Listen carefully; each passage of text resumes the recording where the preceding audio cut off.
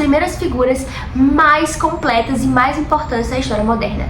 Pastor reformado, jornalista, teólogo e primeiro-ministro da Holanda. Ele não via nenhum problema entre a fé cristã e a atuação na política.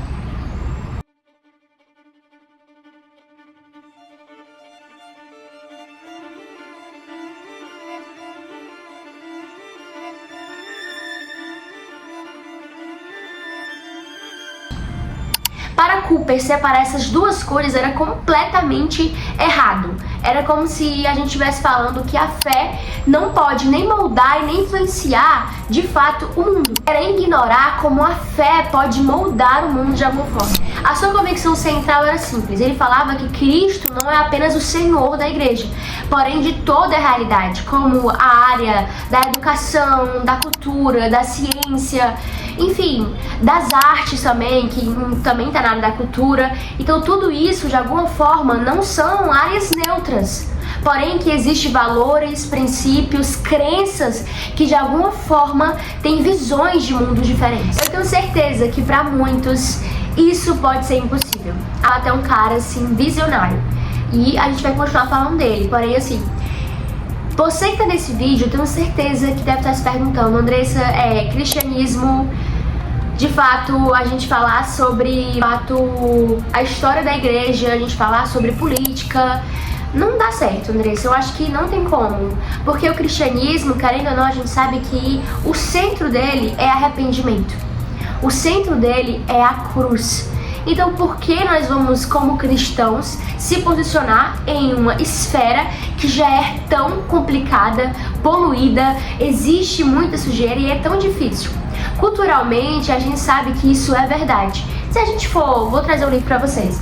Se a gente for falar realmente sobre isso, tem um livro que eu já quero indicar pra vocês, que é o Porquê o Brasil é um País Atrasado, Luiz Felipe Orlando de Bragança, que é um deputado.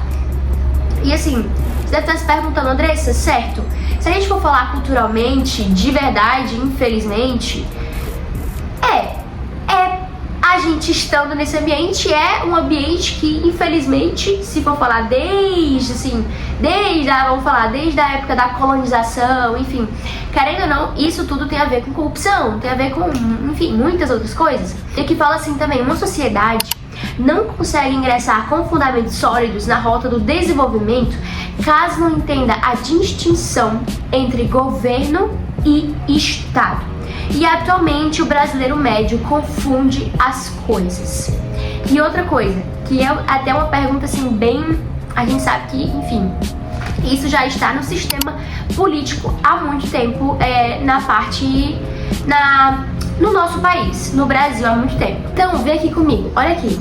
Observa-se o exemplo de um país em que o Estado dominou todo o sistema político, até mesmo a sociedade, e todos se tornaram agentes ao seu serviço. Certo, Andressa? Me explica mais. A partir do momento que o totalitarismo, que no caso toda a sociedade organizada, o que é a sociedade organizada, Andressa? São cidadãos conscientes que se organizam fora da esfera do governo. É a qualidade da sociedade mensurável por instrumentos como o Índice de Desenvolvimento Humano, que leva em conta indicadores como renda, educação, expectativa de vida de uma população, que determina a força da sociedade organizada, pois obviamente é do primeiro grupo que saem os integrantes do segundo, que eu vou explicar agora pra vocês. Aqui tá falando que a partir do momento que o chefe de Estado, que no caso o chefe de Estado ele deve ser o limitador passivo e não o governante ativo. A partir do momento que o chefe de Estado ele não é o limitador passivo, mas um governante ativo, a gente vê esses casos totalitários, que é o quê?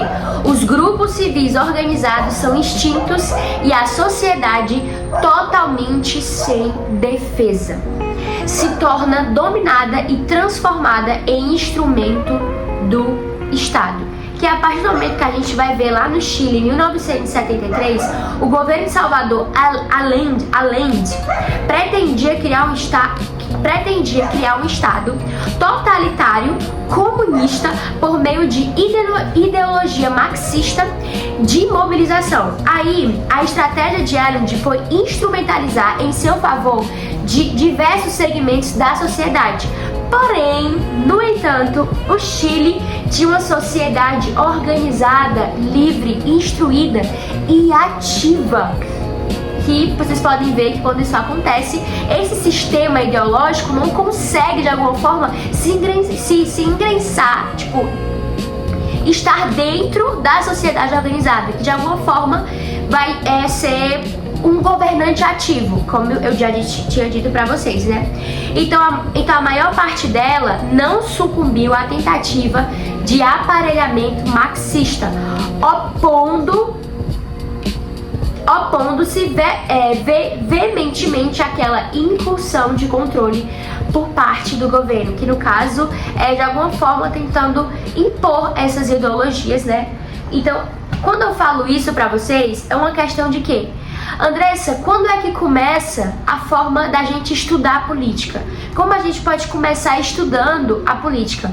Quando eu falo pra vocês, na parte da política, que querendo ou não, a política é o ato de que a palavra política ela foi originada na Grécia Antiga, que significa polis. Envolve relações de poder, elaboração de leis, políticas públicas e também a participação dos cidadãos na administração dos bens coletivos, que é em relação também a seus interesses e bens coletivos também, que eu expliquei também aqui nesse livro, que fala exatamente sobre isso, tá? Então, é um ótimo livro para você começar a estudar sobre política. Então eu te pergunto, por que será que a gente não pode estar nesse meio? A partir do momento que a gente entende sobre isso, a gente tem a consciência realmente do que é a política e a gente começa a estudar sobre, eu quero me informar em direito, quero me informar em teologia, quero estar na área política realmente.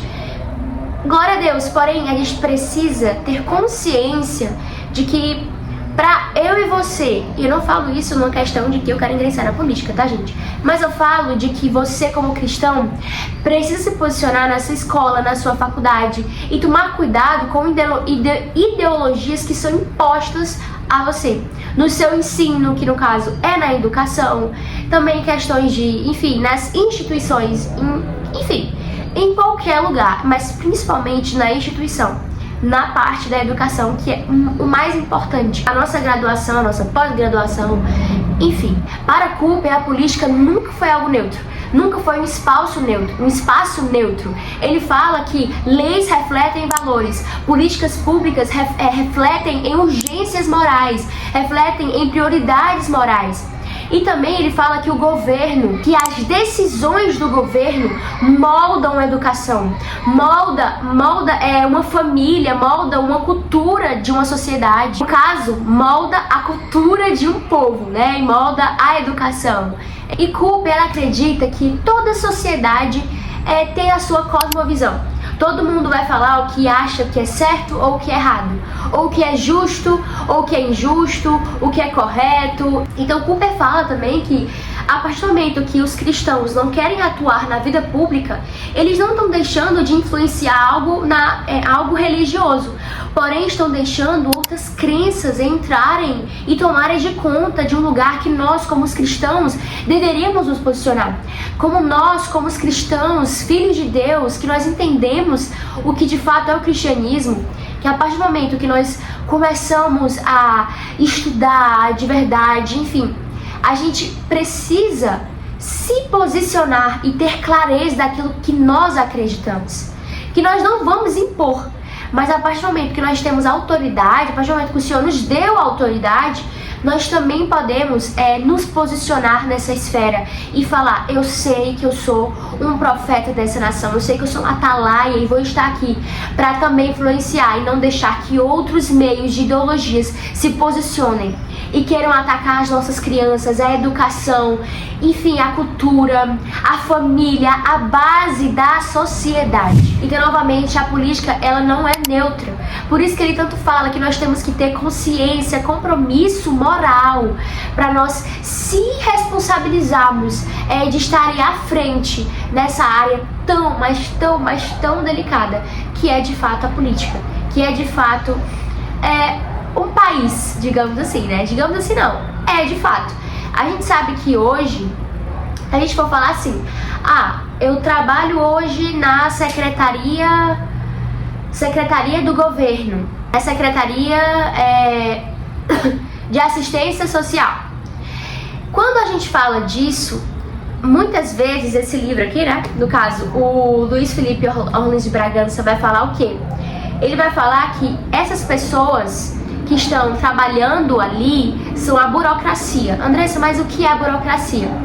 Muitas vezes a gente acha que quando nós estamos, vamos supor, você que é concurseiro, né? Você quer passar em algum concurso. A partir do momento que você vai começar a trabalhar dentro dessa esfera, nessa secretaria, enfim, você é uma pessoa que também pode influenciar de alguma forma.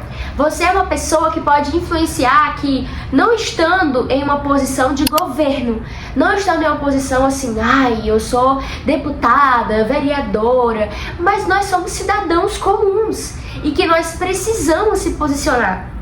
No seu ambiente de trabalho, no seu local de trabalho, você pode influenciar de alguma forma.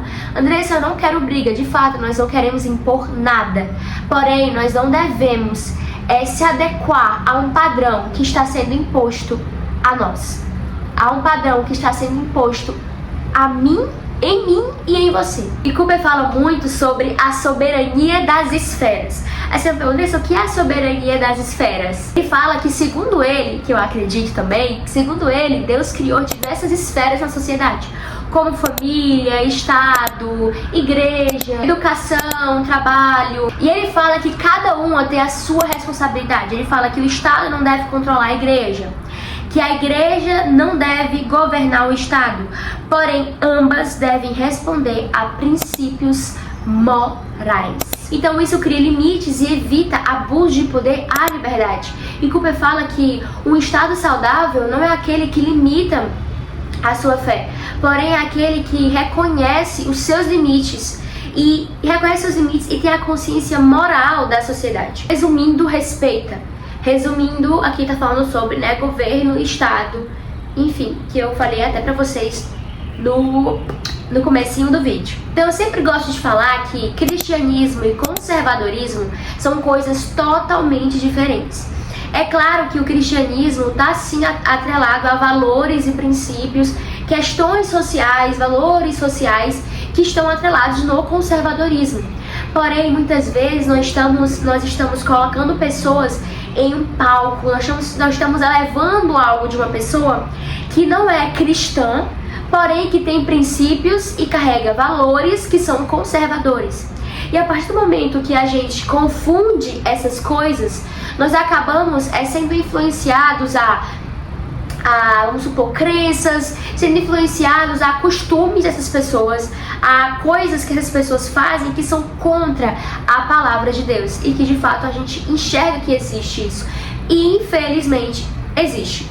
Então, se você quiser um vídeo falando sobre o que é realmente conservadorismo, a gente vai ter um vídeo sobre isso, então vai ser bem legal. Só que assim, eu sei que a gente entende que a história do cristianismo envolve sim política. Óbvio, a gente pode falar de Martinho Lutero, mas assim, eu estou falando numa questão de que nós temos que tomar cuidado das pessoas que nós estamos se inspirando. De fato, existem políticos que nós temos que olhar e assim, ver tudo. E eu nem falo só tudo, mas promessas falsas e muitas outras coisas. E promessas falsas que não podem ser cumpridas. Fala muito sobre isso aqui nesse livro também. Então assim, são questões que nós temos que estar de olhos abertos. Então eu falo isso pra vocês porque o cristão não deve se afastar desse espaço. Quem vai ocupar esse espaço? Quem? Eu? Você? O problema não é na falta de fé na política. Porque assim, qualquer um pode falar que é cristão. Qualquer um pode falar que acredita em Deus. Porém, nenhum pode dizer que é seguidor de Cristo. E eu falo assim, por favor, não vão tacar nada em mim. Eu quero que vocês entendam o quê? Quando eu falo seguidor de Cristo, é aquela, vamos dizer assim, é aquela pessoa que se arrependeu. é aquela pessoa que nasceu de novo, é aquela pessoa que de fato nós deixamos todas as coisas, pecados, coisas terríveis para trás e vamos viver uma vida em santidade e vamos viver uma vida de fato verdadeiramente com Cristo. Nós aceitamos a Jesus para viver uma nova vida, nós somos batizados para viver isso. Então assim, é a partir do momento que nós entendemos que nós não podemos se moldar a esse mundo, porém, nós precisamos se parecer com Cristo em meio a essa esfera. Eu até coloquei aqui que o carrego algo que o Senhor nos ensina, que o Senhor me ensina muito, vai falar muito sobre Daniel, Esté, Neemias, um homem de Deus, que tudo que ele fazia, ele orava antes de fazer. Todos esses homens de Deus carregavam unção. E unção, ela não pode ser, vamos dizer assim, sem unção não há o liberar do Espírito. Sem unção não há cura. Sem unção não há mover do Espírito Santo. Eu falo isso porque nós aprendemos que os dons do Espírito, né? Se a gente falar lá em 1 Coríntios, a 2 Coríntios, a gente for falar lá em Levítico, vai falar muito sobre a santidade que eu tô falando aqui pra vocês. Então eu tô falando isso porque nós precisamos, assim, ser homens e mulheres que carregamos a unção. Porém, para carregar a unção, nós precisamos fazer o que? Nascer de novo. Para carregar a unção, nós precisamos ter intimidade com o Senhor. Nós precisamos ter um tempo com o Senhor de jejum, de oração. Então, esse vídeo, ele sim é para você jovem começar a se posicionar na sua escola. A você que vai estar me assistindo, a gente começar, né? Me segue no Instagram também. Assim, a aprender mais sobre cristianismo e política. Faço faculdade de teologia, vou começar a faculdade de teologia pela Mackenzie. E assim, eu quero muito poder ajudar vocês nisso. E o centro da política, o centro disso tudo, né, não é sobre direita ou esquerda, que por mais que nós somos conservadores, porém nós somos filhos de Deus. Nós não somos só conservadores. Tem que tomar cuidado, eu sempre gosto de falar isso para as pessoas porque é isso que difere quem nós somos. E eu não falo que essas pessoas não são usadas por Deus, elas são usadas por Deus. Porém, a gente tem que diferir pessoas que têm a unção. Eu não estou aqui apenas para falar sobre política, porém eu quero falar sobre a cruz, que é o principal, falar sobre arrependimento, falar que nós estamos aqui para resgatar pessoas que não estão nos caminhos do Senhor, para resgatar pessoas que não estão de fato nos caminhos que o Senhor deseja para nós. Então, eu espero muito que esse vídeo possa ter te ajudado de alguma forma, para você conhecer a história do Cooper, que é incrível, que de fato é um grande homem de Deus. E eu não falei para vocês também porque ele fundou um partido político cristão e criou a Universidade Livre de Amsterdã. Fala assim, né? Enfim, eu tô falando isso pra vocês porque... Ai, vai cair. Eu tô falando isso pra vocês porque é algo que me inspira muito. E a história desses grandes homens, que eu vou trazer da Bíblia também, me inspira. E eu quero muito que te inspire também a você fazer parte disso. A gente não ter medo de estar em ambientes que são muitas vezes difíceis, que sim, eu já estive e estou nesses ambientes. Porém, eu sei que a gente pode ser luz e não treva. E não participar entre ser luz e entre ser treva. Mas nós temos luz, apenas luz, carregar o Espírito Santo dentro de nós. Mas é isso, que Deus te abençoe. Eu espero que esse vídeo tenha te ajudado de alguma forma. E vamos ter mais vídeos sobre isso, então já aproveita para adquirir o seu livro também, que ele é muito bom, tá, gente? O porquê o Brasil é um país atrasado. E, gente, sério, esse livro aqui é incrível. Mas é isso, que Deus te abençoe e até o próximo vídeo.